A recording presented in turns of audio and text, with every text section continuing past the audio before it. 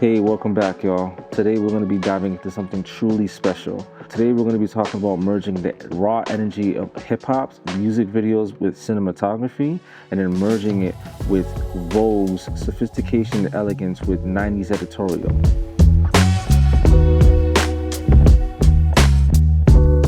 We're going to explore through legends like Hype Williams, Director X, and a few other legends in the game that transformed the era of the hip hop music videos in the early 90s to the early 2000s.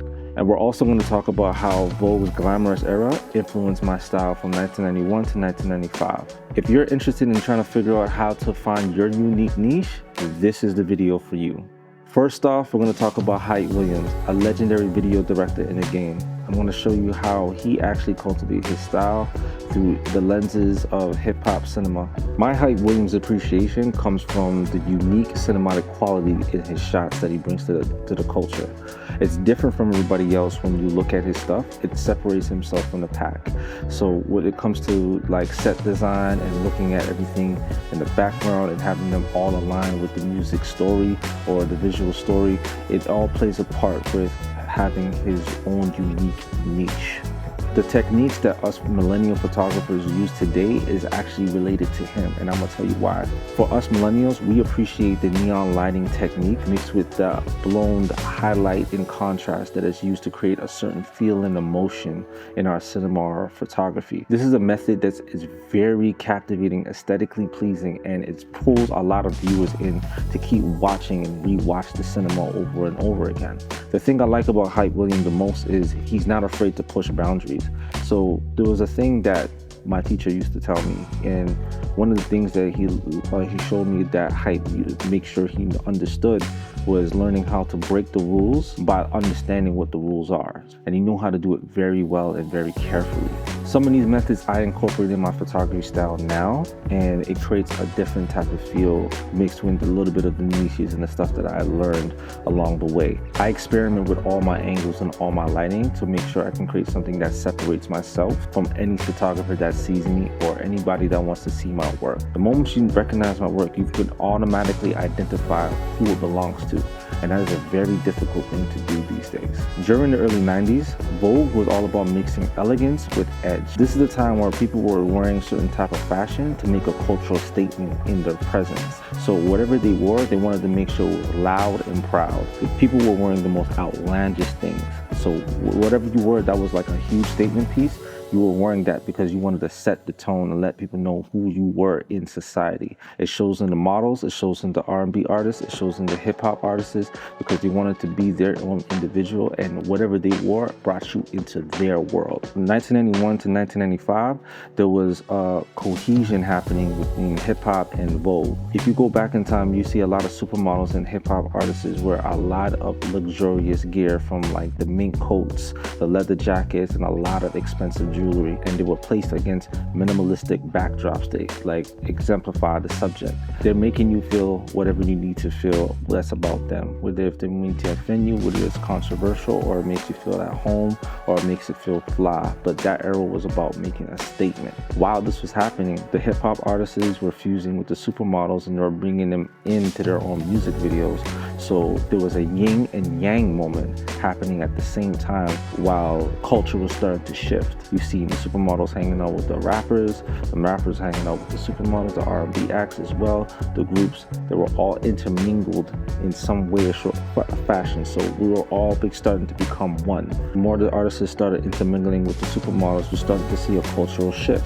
This is where it gets interesting. While hip-hop is still being bold, they're starting to see a little bit of sophistication happening. A lot of artists are starting to wear shiny suits, thanks to Puff, thanks to Mace, thanks to Biggie, B.I.G. You're seeing also the models are starting to wear streetwear with the artists as well. So now there's Vogue is starting to be able to have an edge. This is how influential our culture really is.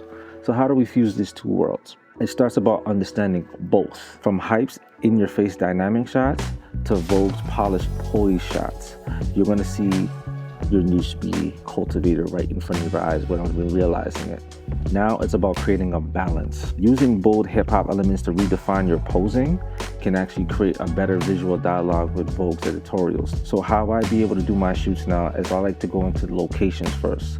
I pick the proper location that's aligned with the concept. What's the theme going to be like? What is the feel that I'm going to get from this? What emotion am I trying to evoke here? Whether it's a storytelling or it's just aesthetically pleasing storytelling I'm getting. I personally love black and white.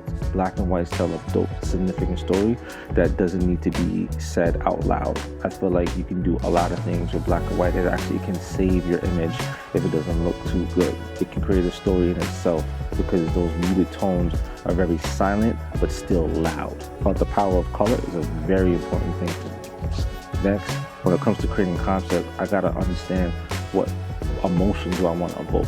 What feeling do I want to give you? What story do I want to tell you?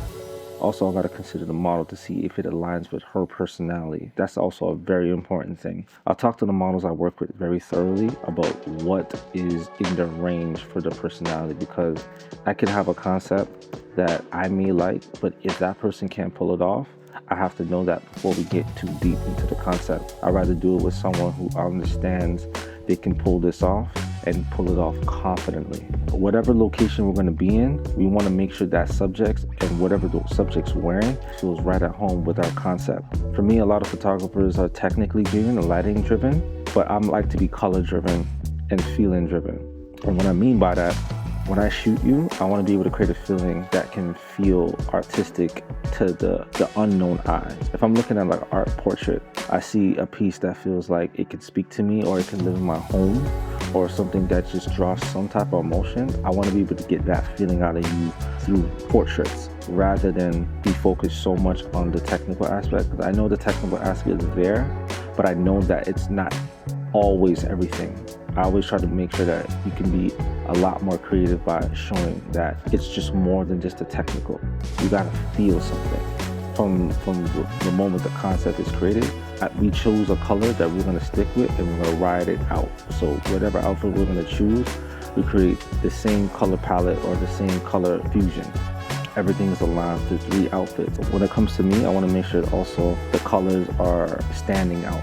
So if it's a lot of blues in the outfit they're wearing and in their environment, I want to make sure that stands out. People see that like this is a colder tone, aesthetically pleasing editorial piece you're seeing.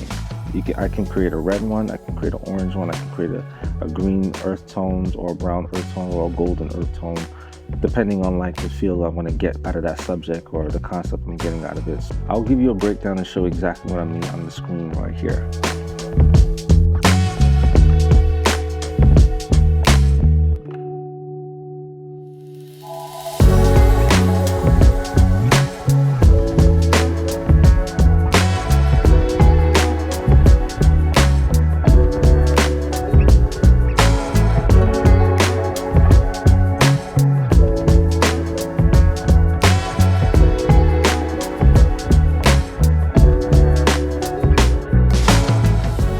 I've done in the past where it enhanced my creativity. The more experimental the muse, the better the outcome of the shoot, because I like to be able to push boundaries with my muses when it comes to like creativity. What can we do to be able to like make people feel something? How I'm thinking when I'm going to my shoot, I'm not just shooting for the sake of shooting, I'm shooting to make it feel timeless. I try to make sure that I take a little bit of influence from things that I've seen from Director X, Kid Art, Hype, cinematography that I can implement in my photography and try to create a proper fusion. Even in my videos too, I like to make sure that the colors stand out. That's one of my biggest things. I want to be able to create these portraits so it can live in people's homes as art, or it can be in galleries so people can appreciate them. One of the things that inspired me to actually take this seriously was a scene in Belly where Nas walks into Tommy's house. There's a black and white interior design that's made inside the house that was beautifully appealing. And the scenes is they had like an art portrait of black women in black and white all hanged up on the walls.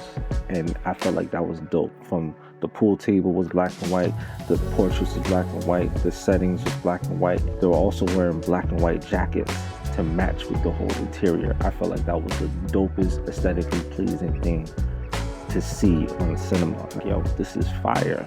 Why isn't anybody doing this? I wanted to push that forward and actually break more boundaries around that realm. So those are the things that got my attention.